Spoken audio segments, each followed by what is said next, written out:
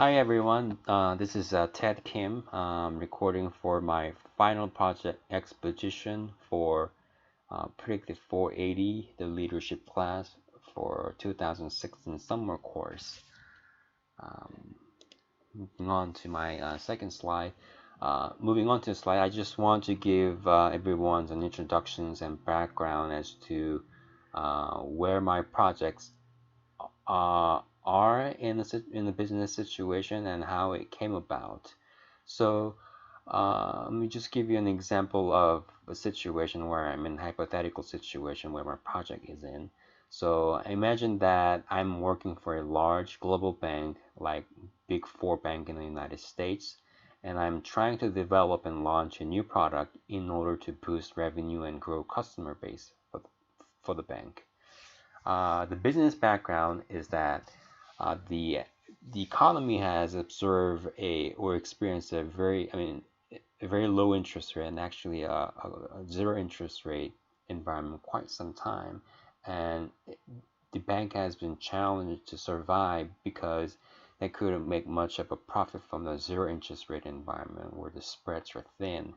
The bank has been looking for a new type of products, and they're looking for additional increase in the market share, additional retentions or attainment of the customer. So that's where this project is came about in order to boost up a revenue and market size. Going into the next slide, here's the business understandings. So what I mean by the business understanding is that some of the considerations and some of the guidelines in order to develop this product and why this certain product was selected and what are some of the goals that we wanted to achieve by launching or rolling this product into the market. Some of our are already pointed out in my previous slides, but here's three sort of main goals and consideration. The first is that we chose the investment product because it's rather more interest rate insensitive products compared to other product that the bank has been traditionally offering, like savings, mortgage, and credit card. Those are very interest sensitive product.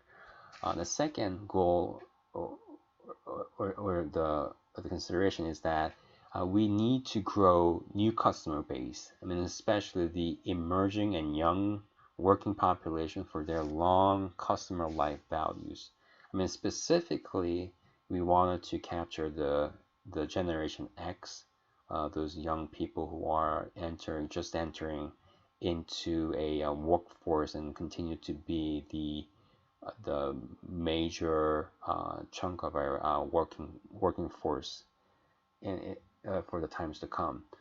And then the third is that the new product does not overlap to the current line of investment product that the bank already offers.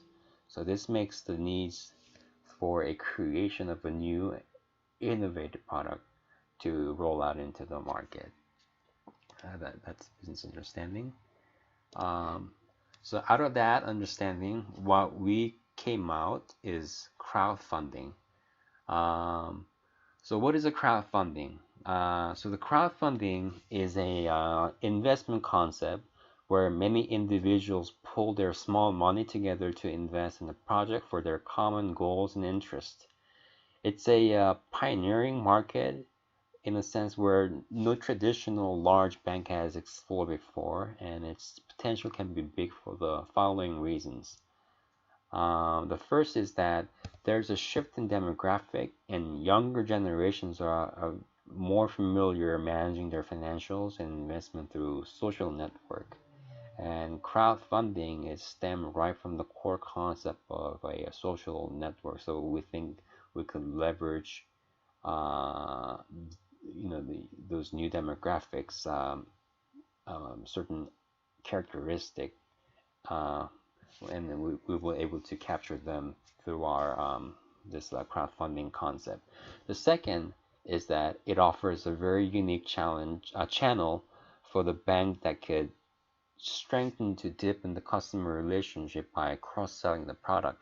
I mean, what I mean by it is that once we capture this new customer uh, by this crowdfunding, the once they become a customer, the bank can start to sell more existing product to the customer. Like, we can sell the auto loan, credit card, saving, mortgage to them.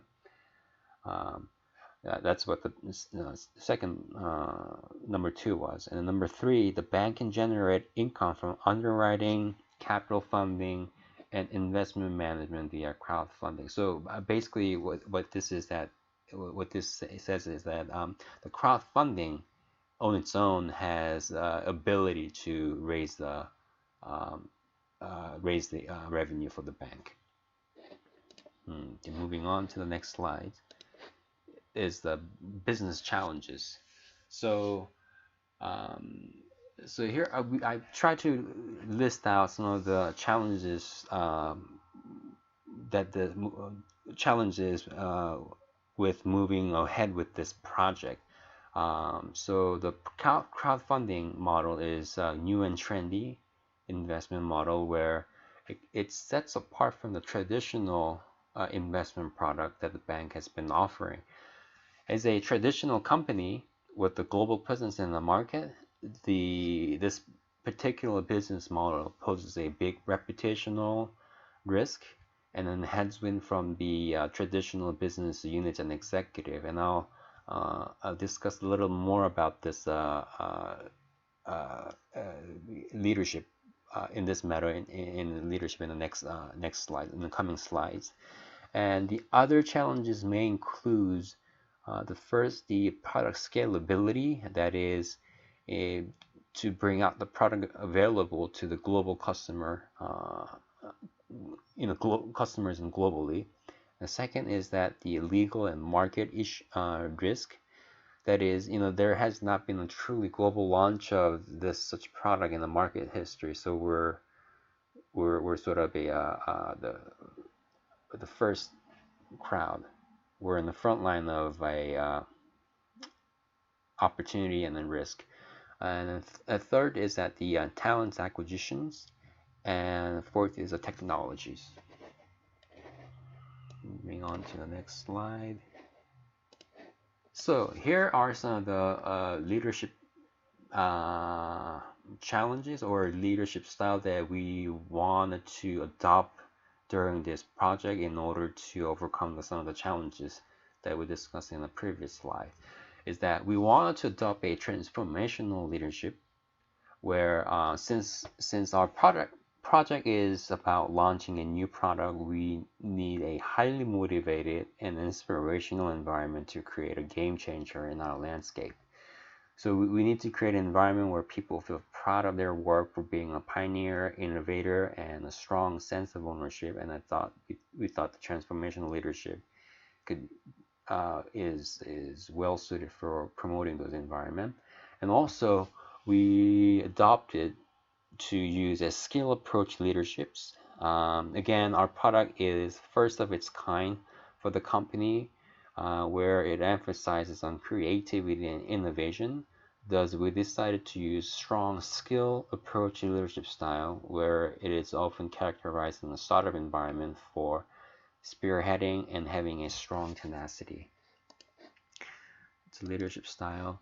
And this slide is about project management, which we will cover about specific project management methodologies that we will also adopt during this project. So because this project embarks on an innovative and pioneering analytical solution, we choose to follow CRISP-DM and Agile project management particularly for their fail fast concept and iterative improvement process.